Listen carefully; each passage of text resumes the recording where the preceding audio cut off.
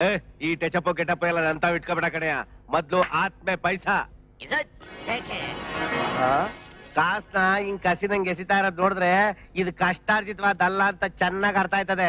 ಕಷ್ಟಾರ್ಜಿತನೋ ಪುಷ್ಟಾರ್ಜಿತನೋ ನಿನಗೆ ಬೇಕಾದ ಕಾಸ್ತಾನೆ ಆಯ್ಕೊಂತೀನಿ ಅಂತಾರ ಆರಿಸ್ಕೋ. ಅಯ್ಯೋ ಎಲ್ಲಿ ಯಾವಾಗ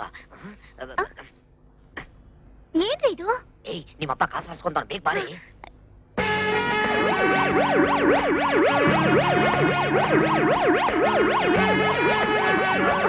ಏನ್ರಿ ಇದು ಸೈರನ್ ಸೌಂಡು?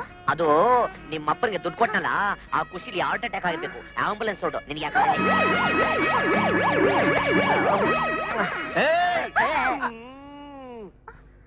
ಇದು ಆಂಬುಲೆನ್ಸ್ ಸೌಂಡ್ ಅಲ್ಲ, ನನ್ನ ಮಗಳ ಸೌಂಡು. ನಿನ್ ಮಗಳ ಮೈಯಲ್ಲಿ ಸೌಂಡಾ? ಮುಟ್ಟೋಡು ಗೊತ್ತಾಯ್ತದೆ. ಏನಿದೆಲ್ಲ? Om Sai special fittings. Om Sai special fitting. ನೀನವತ್ತು ದೇವಸ್ಥಾನದ ಕಲ್ಯಾಣಿ ಒಳಗೆ ಜಲಕ್ರೀಡೆಗೆ ಶುರು ಮಾಡ್ಕೊಂಡಾಗ್ಲಿ ಅನ್ಕಂಡೆ ನೀನು ಬಲ್ಲನ ಮಗ ಅಂತ.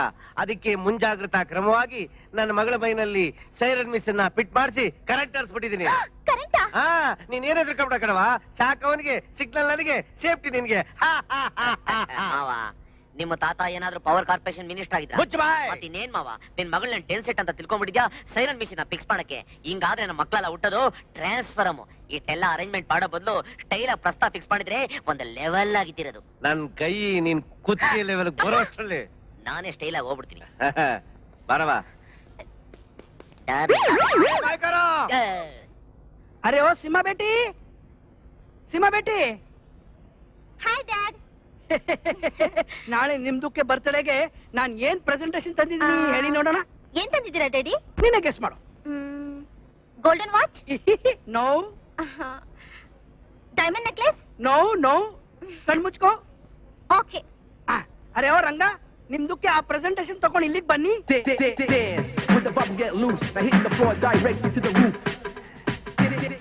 ಈಗ ಕಣ್ಬಿಡು.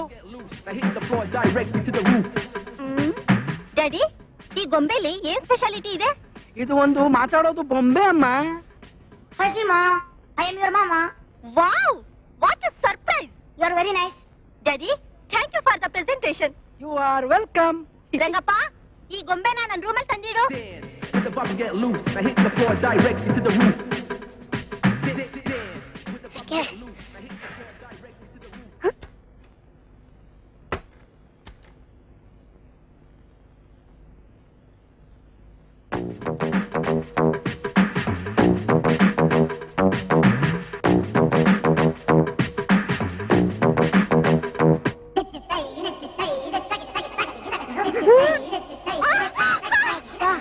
ಈಗ ಸಮಾಧಾನ ಆಯ್ತು.